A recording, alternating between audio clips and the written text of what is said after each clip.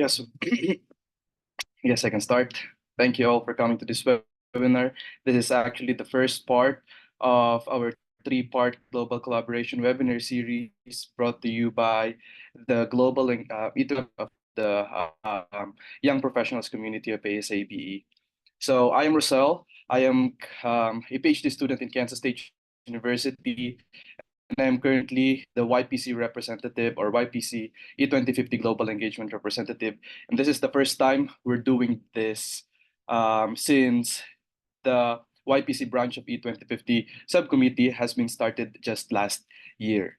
So let's get on with it with our first presenter, Dr. Daniel Uye. Dr. Daniel Uye was a research professor at the Upland Field Machinery Research Center and researcher at the Smart Agriculture Innovation Center at Kyungpook National University, South Korea, before joining Michigan State University in January 2023. He conducts multidisciplinary research in climate-smart decision support systems. And today, Dr. Uye will discuss about the definition, importance, and examples of global collaborations.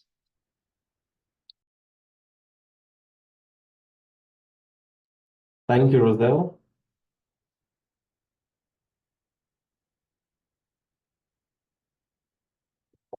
Can you see my screen?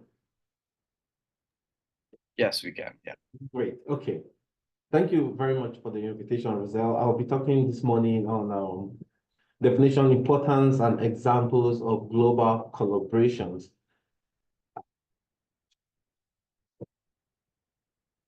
I think this is a very important topic, but I'll start first with sharing about my lab at Michigan State University here. So we're a data-driven lab that is focused on using artificial intelligence, sensing systems, and modeling to improve decision-making using digital tools and enabling precision agriculture.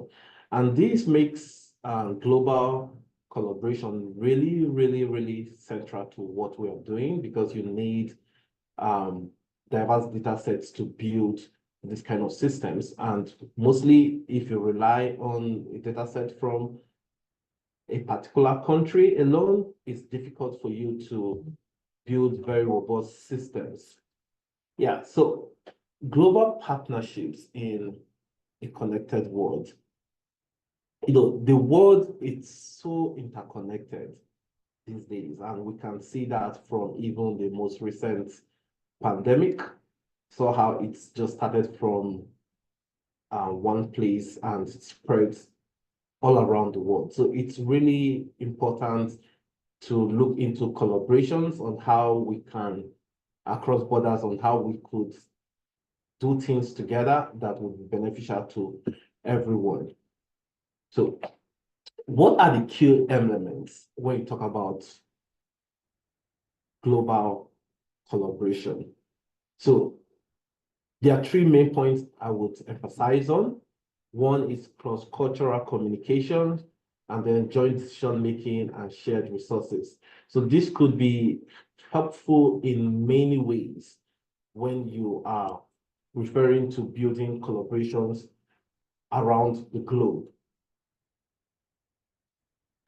So what are the importance? I already started with my introduction on talking about the importance of global collaboration, but I will be a little bit more specific now. Food insecurity, climate change, and many other things are challenges, example of challenges facing the world. And if you look at these challenges critically, you cannot really solve them from a perspective of just one country in this case. And also innovation, knowledge exchange. There are things that cross-border collaborations helps a lot with, exchanging like different ideas. If you go to most scientific publications that are changing things, look at through the reference list, you'll see that different aspects of technology is usually picked from different countries. So a particular country has strong footing in certain areas, why others do not really. And in the process of doing this, it usually leads to strengthening more ties because there's a whole lot of exchange of people across these countries. But this does not come without their challenges.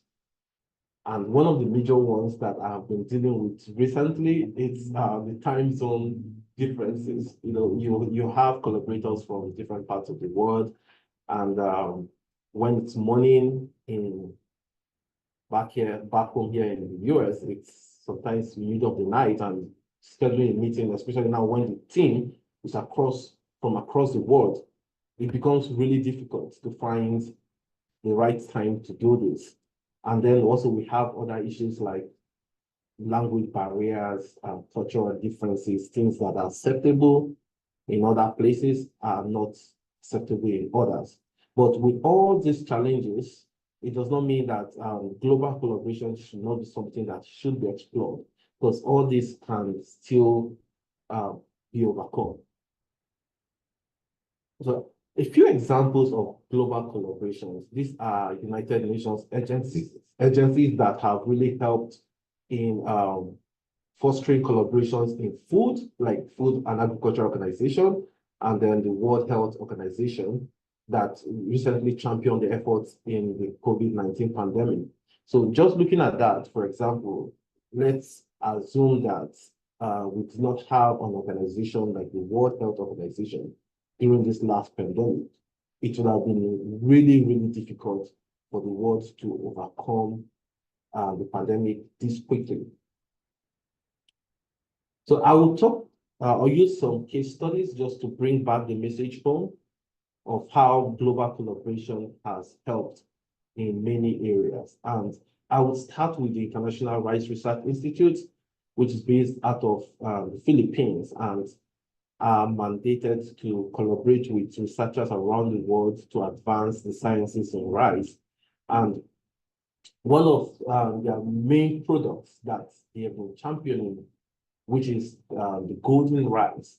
This involves collaboration of experts from almost every continent in the world. And what they really worked on was to improve the rice variety by enriching it with vitamin A.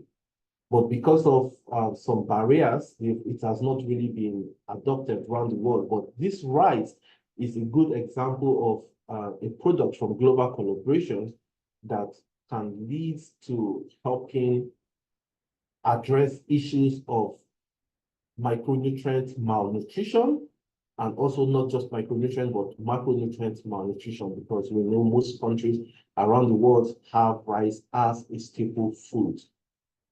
So though with the regulatory hurdles that is being faced by the RRI from populating these products around the world, it still has the potential to solve hunger, especially in developing countries. And this is one of a key example of how coming together to work on the product can help.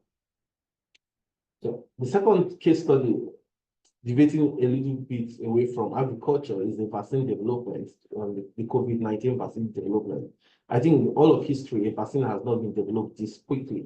And this simply this was made possible through global efforts of all the big farmers, all the countries coming together to share knowledge of what they know about this virus and take this into the lab to come up with vaccines that has really helped to stop this pandemic.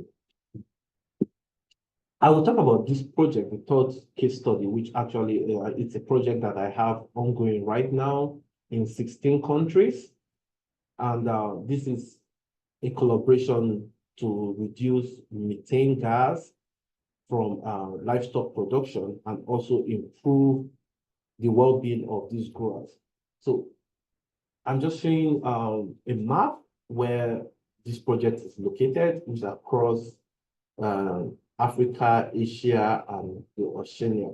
and back here in North America. So the goal of this project is to improve the productivity of livestock production. So whereas back home here, we have varied high milk yield for cattle of 30 liters and above per day. When you go to most of these countries, some of them have low milk yield of around just 2 liters per day. So you need about 15 more cattle to produce the same amount of milk that is being produced here in the US. So what this is doing to the environment is it's increasing a lot of methane emissions from this sector. And apart from that, it's also the farmers are not getting the necessary income that they should have gotten from the livestock sector. We know that the dairy industry in the United States is a major industry that connects to other food products such as cheese and employs also a lot of people. But if you go to most developing countries, you would not see that similar situation. So what we're doing with this project, which is a very good example of what global collaborations can lead to, is we're exchanging knowledge. Here in the US, we have experts from University of California, Davis, and Cornell University, where what they have learned in breeding will be exchanged with them. And then from we at Michigan State, we're developing tools that would help with feed formulation and improving the livestock production in those countries. We are also going to benefit from the feed material data that we're going to put into the database that will be used to train the machine learning model. So there's a kind of win-win across different countries, and the world also benefits from the mitigation. If we could increase the production of milk in this country, then the methane emissions from those industries would also, across those different countries, would be reduced. So we anticipate that this would really help in the feed management of dairy cattle from the app that is being designed in this project. And also, it's going to strengthen more collaborations, bring about more new projects that will be beneficial to the world. Also, we are leveraging this team to generate data that will be used to develop more advanced machine learning models. Then the fourth case study is on rice production in sub-Saharan Africa. So this is a project with the African Agricultural Technological Foundation. And this is another example of a global collaboration where we are hoping to use systems that we already developed here at Michigan State University in helping farmers back in Africa to make the right decisions in rice cultivation. So recently we are witnessing kind of droughts, on some places flooding, and then these farmers most times do not know what to do. So we are going to use ground truth stations to collect data and generate some kind of models that would help these farmers make the right decision. Also, this is another project that in this, by increasing the production here of rice, we're expecting that the methane emission would be reduced. So I will talk about, after looking at these few case studies, I would like to discuss strategies for effective global collaboration, because these collaborations don't just come up. You have to be deliberate about them, and then also to keep them going, because there are a lot of factors already working against you. Like I said in the introductory slides, you have, most importantly, some people do not want to stay up late in the night to work. You have cultural barriers, you have language, which could be one of the major problems, because you cannot communicate. Then how do you even start discussing anything? But all this can be overcome if you use the right strategies, like establishing clear communication channels that can help you, and then trust. Because when there's no trust, then even when you come up with a groundbreaking science, you would not want to share it with who you're working with, and then making sure that your goals also align, and also being culturally sensitive to the people you're working with. It's always good to, before I travel to any country, I try to see if I know anyone in that country, just ask them, what are the norms in this country? What should you be looking out for? And you can also go online and find a lot of resources, because this could be really, really, really important if you don't are not sensitive to people's culture and you do something out of ignorance. The damage sometimes cannot be controlled again. And recently, I was being awarded as the 2024 College of Agriculture and Natural Resources Global Scholar representing research because of my many global collaboration projects that I have. So to conclude, I would say that in agriculture and biological engineering, to be very specific, global collaborations are really important in trying to solve the global challenges, because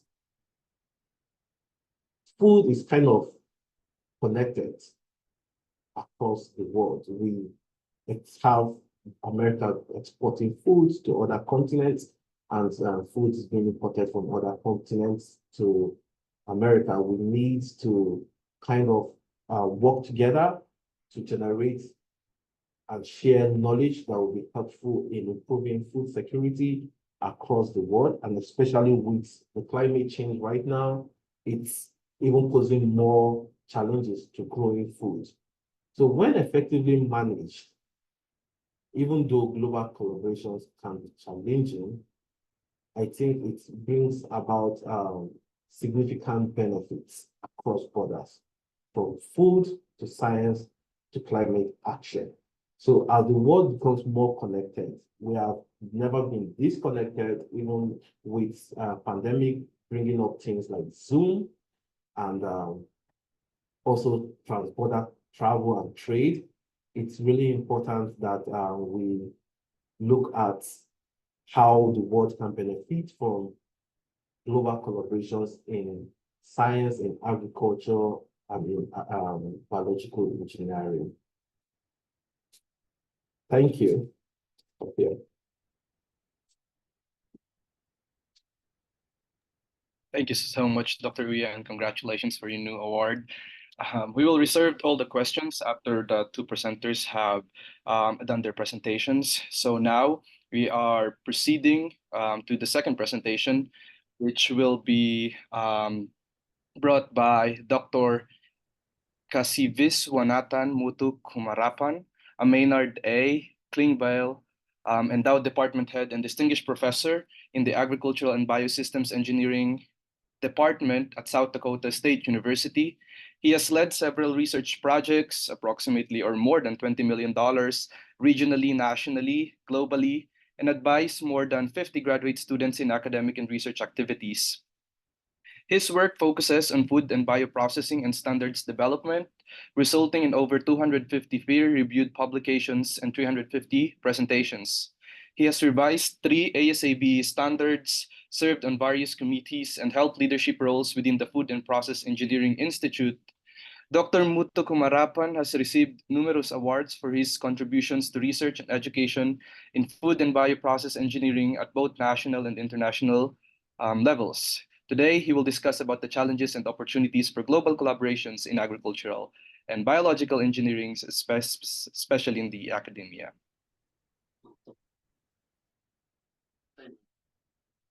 Thank you, Roselle. Appreciate your great introduction. All the credits goes to my students and postdoc, everybody who worked in my lab, because as a one person, I cannot do everything. All the work is done by themselves, and I get a lot of credit for that. So I think all your students, all your people, YPC group deserves a lot of congratulations, because you guys work very hard in the lab, and then professor gets a lot of credit because we are the experts. So that's what happened. So I like to apologize in the beginning, primarily because I may have some duplicate information what the previous presenter has presented, because it's all about global collaboration. So I'm going to give you some information about how I was able to develop my collaboration with the global partners and how it has helped my institutions, my department to be in forefront. There are three missions or three areas common collaboration in academia, because any academy in ag and biosystem engineering field you take, it's a land grant mission. So we work in teaching, research, and outreach also. So you can do multiple collaboration combining all three, or you can do collaboration individually also. Most of my global collaborations are in research area. So that's what I'm going to focus on in today's presentation. So what is the past I have to say about global collaborations?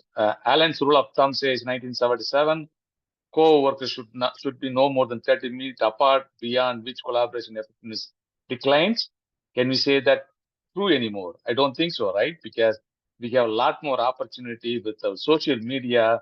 You take Zoom, Microsoft Teams, WhatsApp, LinkedIn. So a lot of collaborations can be effectively developed and then elevated also. But my collaborations, global collaborations, did not use any of these media, because the Zoom and Microsoft Teams and WhatsApp, everything came only last 5 years or 6 years. Before that, we don't know anything about these things because of the COVID pandemic. And that's when we started using these social media platforms for a lot of communications, collaborations, and things like that. A lot of opportunity exists in terms of global collaborations. It improves the efficiency, eliminates the duplications, because I can do the same research here, and my collaborator can do the same research back home. They are where they are, but we don't want to repeat the same thing. I do part of it, they do part of it, so there is eliminates the duplication, saves a lot of resources, saves money, and maximize the limited resources. We all have limited resources.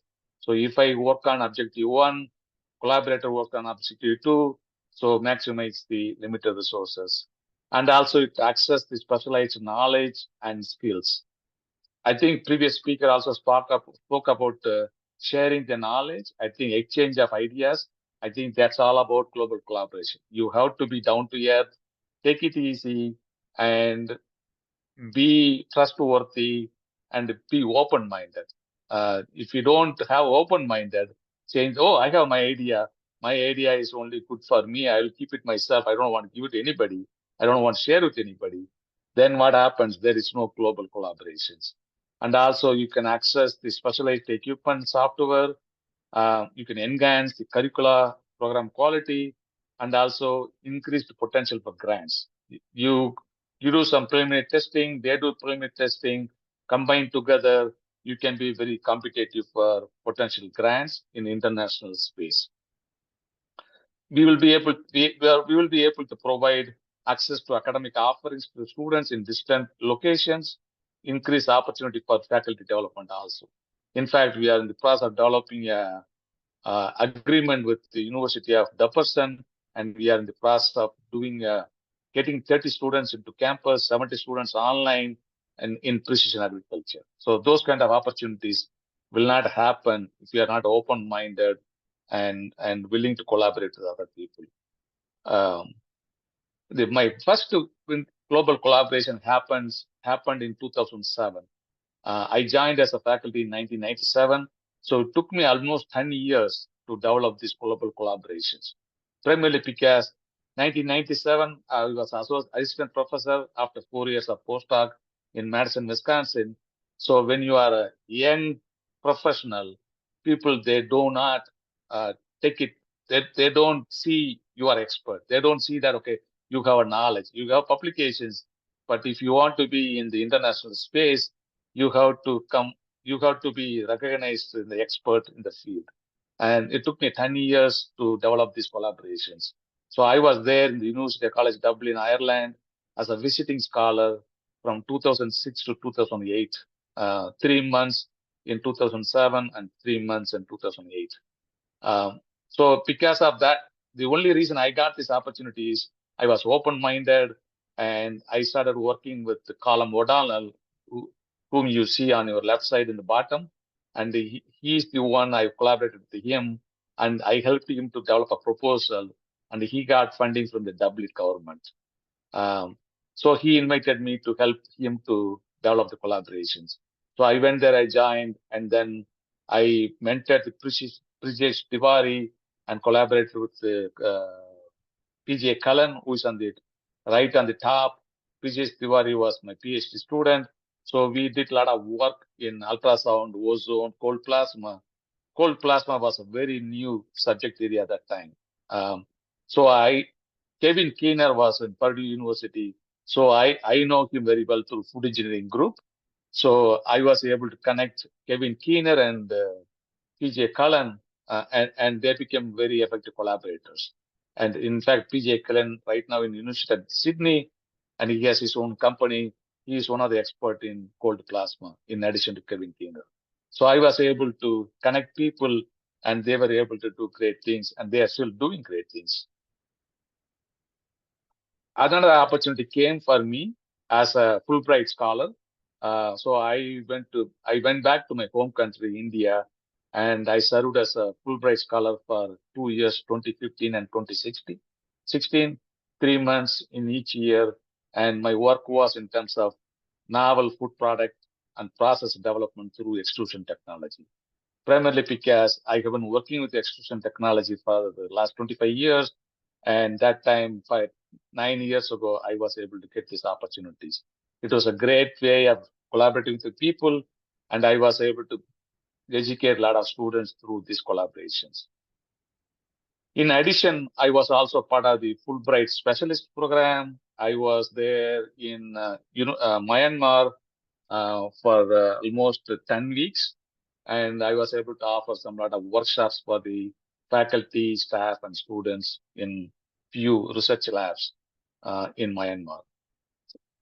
Whenever we have collaborations going on, there's also challenges.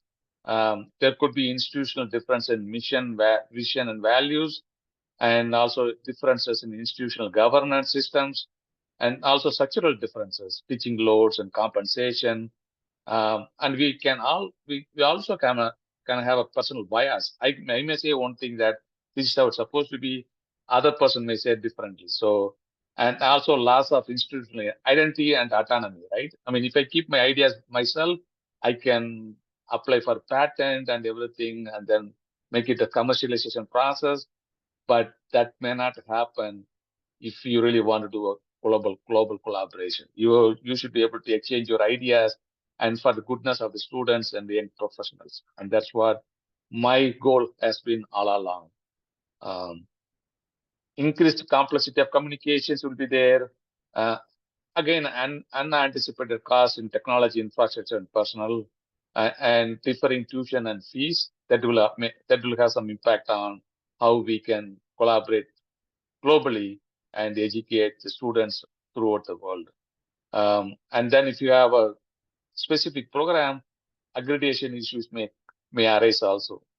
Some of the programs you can accredit here, but you may not be able to do the same certification process in other countries. And other logistics also, travel, space, and time differences, and the other things plays a role. So devil is in the details. So we need to prepare before we start developing global collaborations. Make sure that you clarify the purpose of goals of collaboration in advance, and also clearly discuss motivations, expectation, why we want to collaborate, what is the purpose of doing this. Clarify roles, make sure that who is going to do what, and responsibilities for participants. I can say that, okay, I will work on one objective, you work on another objective because you have expertise, I have expertise in this area. So those kind of things needs to be established ahead of time. For research, establish the data management and the agreements also.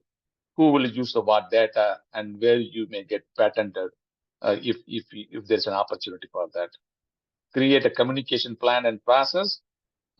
Define the expected outcomes and measures, and make sure that who get the credit for doing all the work, whoever is going to do the work, and identify and recruit the best participants in terms of doing the global collaborative research activities.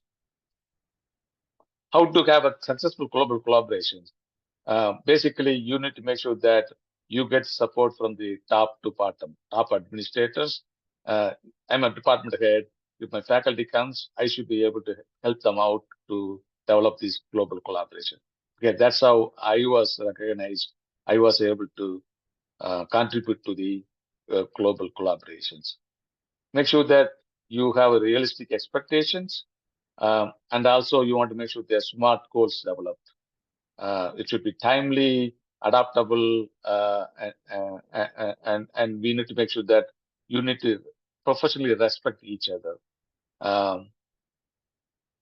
Communication is always there. If you cannot communicate very effectively, then you won't be able to be successful in your collaboration. So no matter what we try to do, if your communication is not going very well, then you will get into a lot of trouble in terms of making it more effective global collaboration. Some other personal stories.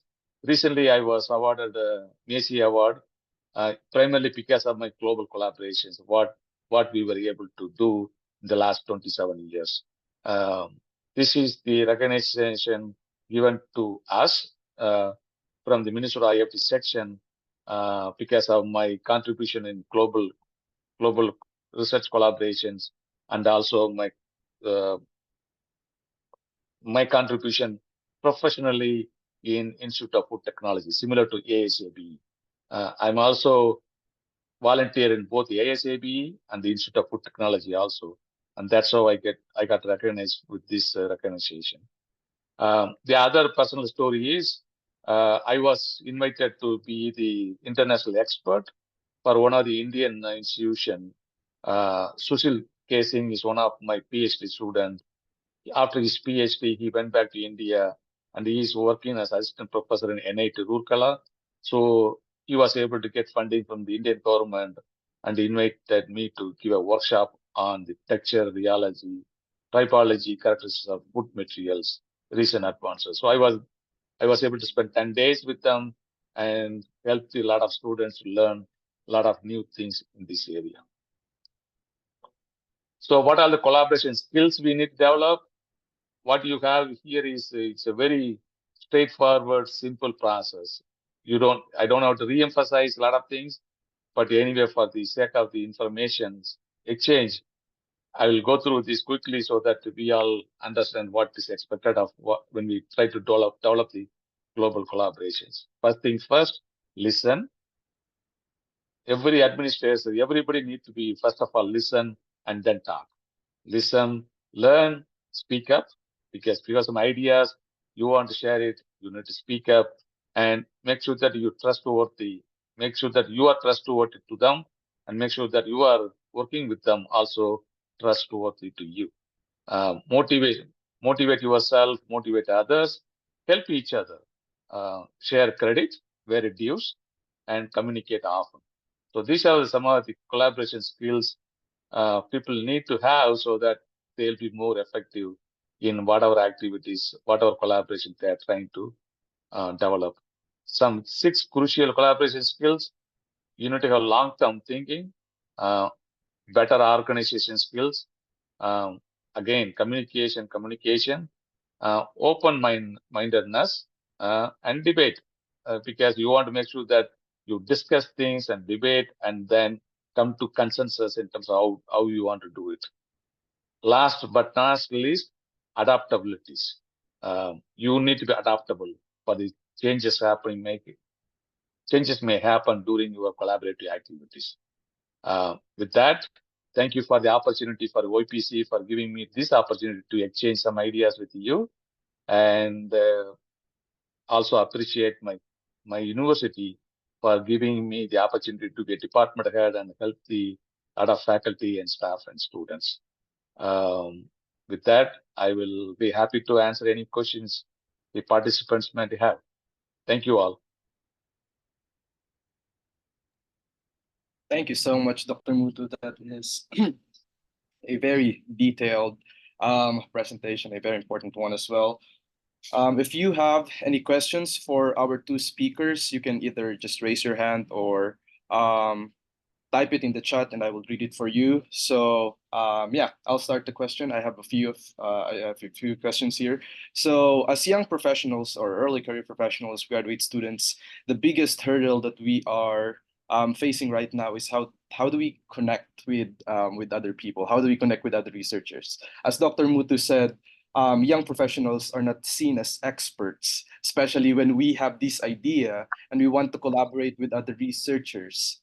Can you both tell us about your, in early experiences about collaborating with other experts who are more expert than you at that time, and what are some of the challenges that you faced? What are the things that you did, you know, to for them to like you or for them to trust you that you're also good at your profession? That's why you want to collaborate. Daniel, you want to go first or you want me to go first? Okay, maybe I should go first so that you will sum it up. Yeah. Okay, yeah, I think, Roselle, that's a very good question. Because it's very difficult for people to trust you that you're bringing anything to the table. But for me, I would say maybe I got lucky or somehow because I've always known that I wanted to do global research. So what I did was I created my own committee of people that would mentor me. So I looked out for people ahead of me that have done a lot of global work, and some of them here at MSU, and others I met actually through ASABE.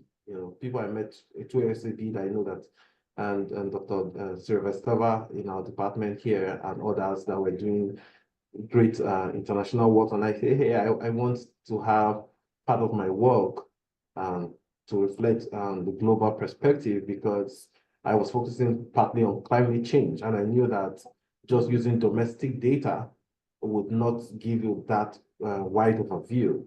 And then he said, oh, have you spoken to this person? Have you spoken to this person? Have you spoken to this person? And at every given opportunity where I find myself in any event, when I started here, I always tell people, I want to do global work, connect me. At every given opportunity, I say that to people. And then someone would always say, have you met this person? Then to do the introductory email. And then that's how it happened. So this project I have now, I had met also somebody through ASABE. And I told him, I want to do global work. Who would you connect me to? And he told me, oh, you need to go and meet this person. And I got on the plane and I went to meet him.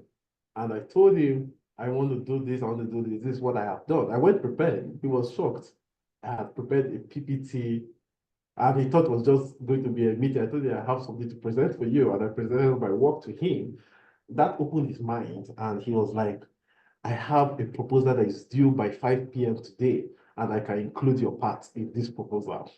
And that's how he included my part. We submitted it, we got funded, and this project is in 16 countries, just through asking someone to connect you.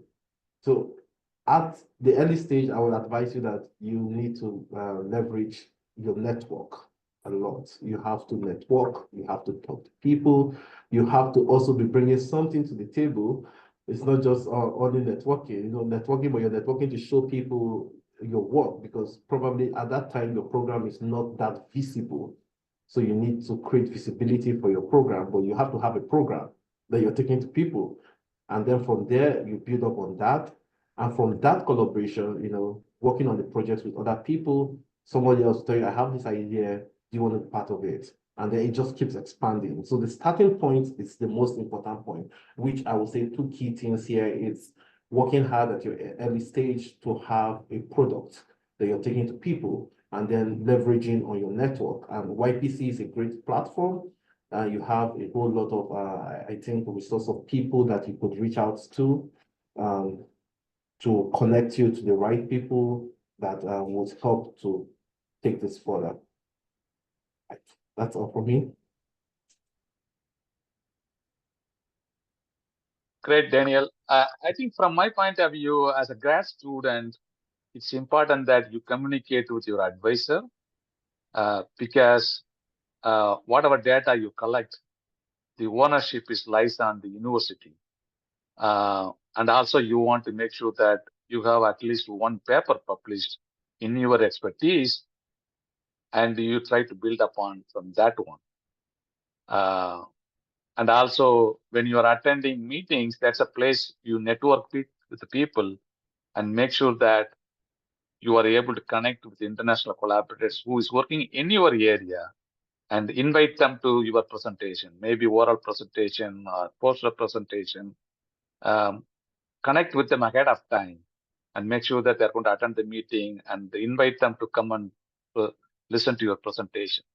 And that's one way to develop your collaboration because they see you in action and they see your potential is there. And it could be any collaboration. They may invite you to come there for a couple of weeks or something, or 3 weeks, 4 weeks. They may say, okay, come and work for me 4 weeks, internship or some kind of thing. But the important bottom line is you want to work closely with your advisor who will be supportive of your whatever you would like to achieve.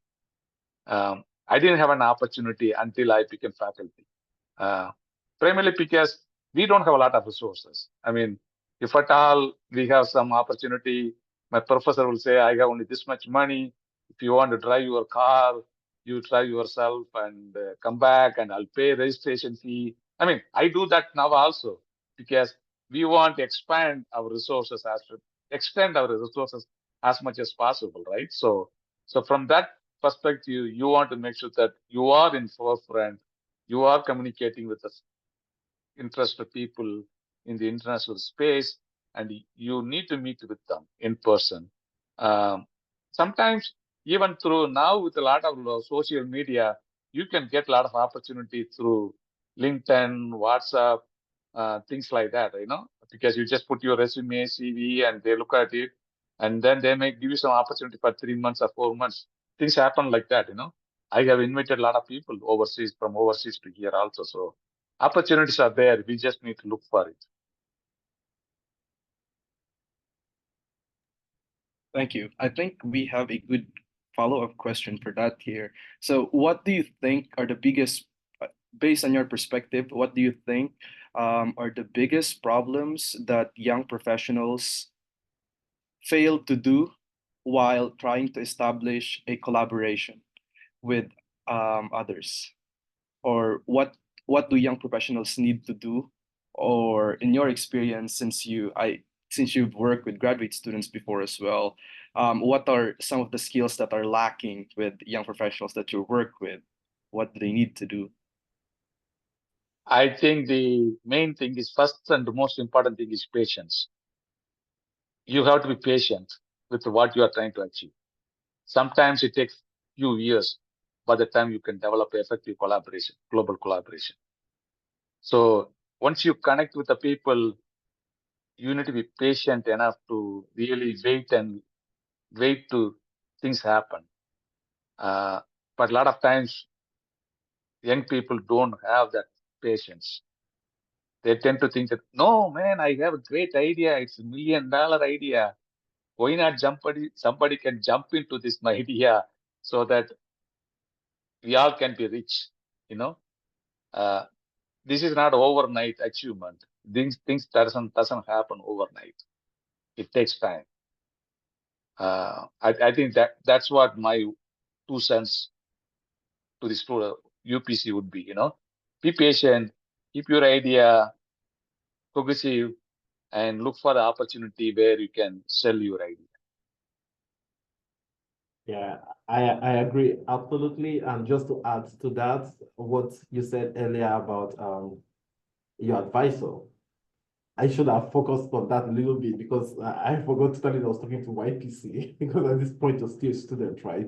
It's really important because at this stage, your advisor mostly is very well connected, and he would be your first sounding board to connect you to the right people, and also that would give you that perspective of what to do. Like, for example, now with my graduate students, I have them working with different universities abroad on different projects we have. And that could be an inroad into expanding your global collaboration. Because when you start working with these people globally and you create a good impression, wherever you go from there, it just keeps expanding. So going through your graduate advisor would be a great way to start. And then I agree absolutely about patience.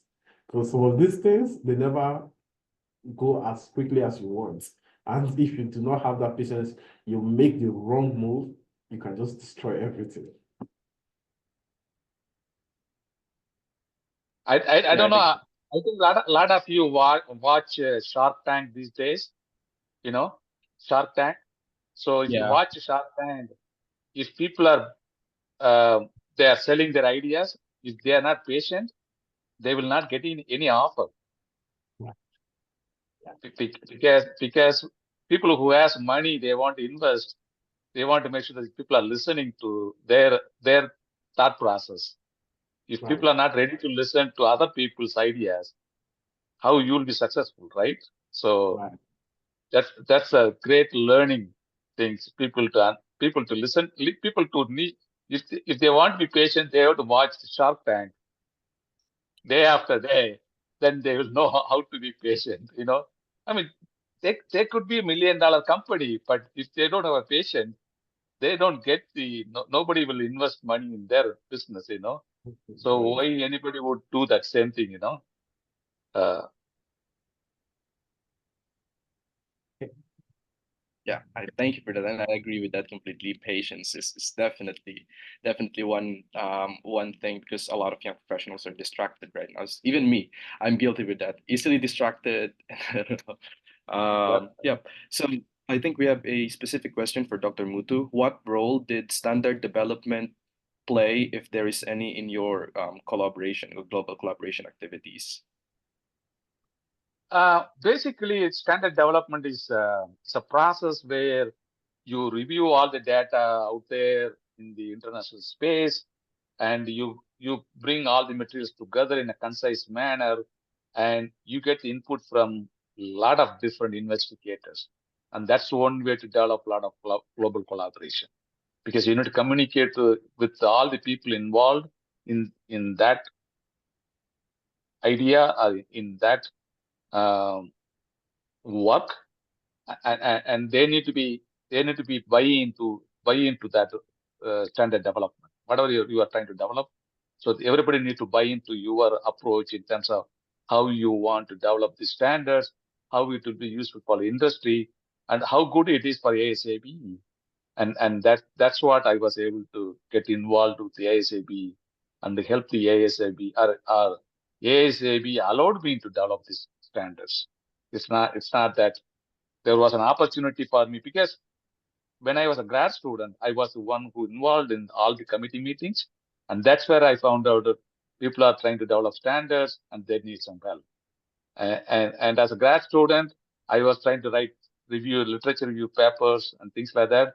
So that is a great opportunity for me to put myself in and develop this kind of thing. So I was able to do that in early ages. So and again, for grad students who are out there, please, when you attend the ASAB meeting, not just networking only, but go and attend the committee meetings. That's where you get a lot of opportunities. If you just go and present your only work and then go to Disney World or somewhere else,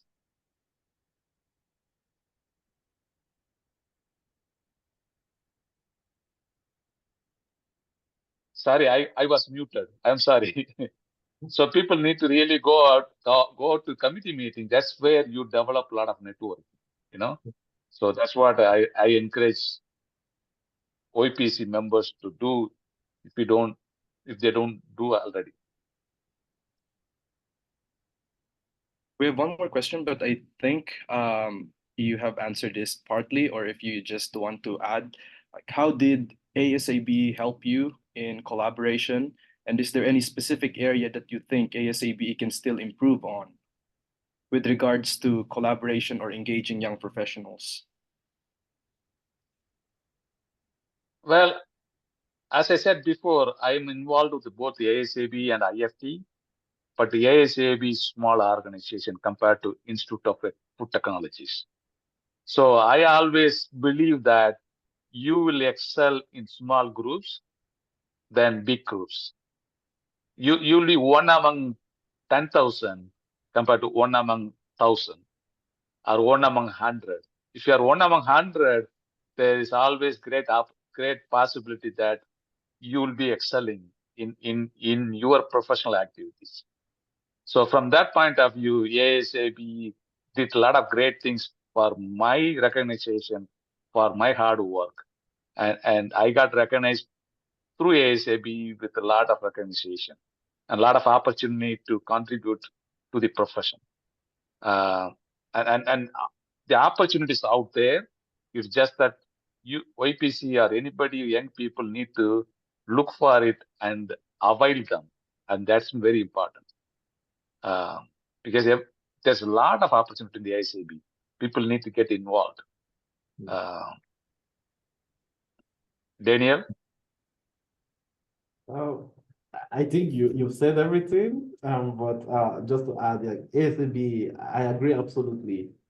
I also belong to IEEE, but you know, IEEE, that's a very big society. You cannot be noticed.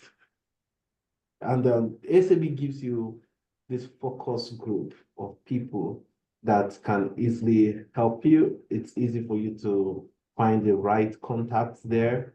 And there are just so many smaller groups within ASABE that you should connect to, that is connected to your direct research area, and going to those meetings and volunteering in any position is very helpful. Because when you put in the work, people just naturally know you, and when time comes for anything, they are ready to support you. So just to add to what Dr. Muto has detailedly explained. I mean, one great example I can give you is your own Susant Magan, who was the president of YPC before. He's one of my faculty in my department. He will be the right example for you guys to see how he was able to volunteer in a lot of activities in the ASAB, and he knows a lot of people in the ASAB now. He was recently recognized with the Leadership Citation and also Blue Ribbon Award.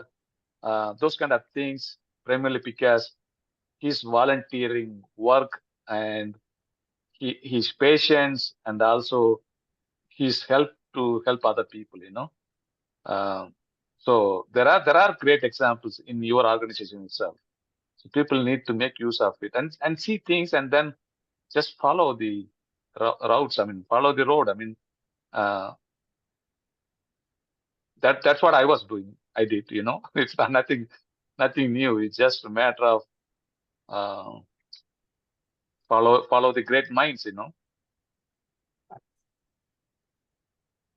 I think very quickly we can ask, we have one more question. So can you share insights on the differences in research priorities between regions and how that affects collaboration? Because I think in Dr. Uya's presentation, you mentioned something about, different regions have different priorities, and how do we deal with those things? That's I'm glad someone asked that question, because this is a very important and tricky part of global collaboration.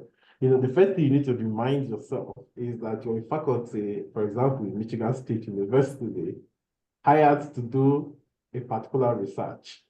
And these global collaborations, sometimes they are in your area of expertise, sometimes they are not research-related projects, but comes heavily funded. So you picking the right priorities to work in, because there are two balances of things about collaboration here. You're getting funding, right? You're trying to get funding. You're trying to build a program. You're trying to also help that region. But these priorities can be set a little bit differently. But for me, what was really helpful is, since my research is mostly AI, machine learning, I'm always looking for diverse data sets to build models with. So I can fit into literally anything once you come in with this is a problem in your region and you're looking for this kind of person to work with. But if you're on a kind of specific type of research that you need to focus in a particular area, then you need to be careful to find the right balance of what is needed in this region. How is this contributing to your program? What is the benefits to the world? There are a lot of variables you need to put on the table. These variables are up to you and up to what you're doing at that time, and make sure that you're checking most of the boxes. Because what will happen here is if you go for just one thing, you quickly get burnt out, because international projects can be tiring. This summer, I have been to 12 countries in this summer, yes. If it is not passion, you would burn out. And you're changing time zone, you're changing different things. So you need to make sure that it's checking most of the boxes, which those boxes it's up to you to come up with guidance from your program. And of course, everything you're doing, like Dr. Mutu mentioned, your head of department is really important, that he is also in agreement with what you're doing, because these things will take you abroad so many times, even maybe when you're needed back in the department here. So I don't know if that's helpful, but I would say you need to come up with a checklist for any project, because most regions would have different needs, especially if you're going, what's the needs in Asia would be different from what is in Africa. Even within Africa, I have projects in East and West Africa. The needs are also different. And then when you go to different countries, the needs are also different. So you need to see how these things are matching with all your other priorities that will keep your position or give you the what you intend to do from the global perspective. Dr. Muto, do you have something to add to that? No, I think Daniel said it very well, because he started with bigger organizations. My approach was totally different than his approach, because mine is more personal, and I was going through the connecting with the people and stuff like that. I never applied for FAO or any other international organization funding at all. So it's all I was doing is exchanging ideas and making sure that we are helping each other. That's the bottom line, that's why in my whole career, I never applied for any patent, because I don't believe in patents. I don't believe in making money.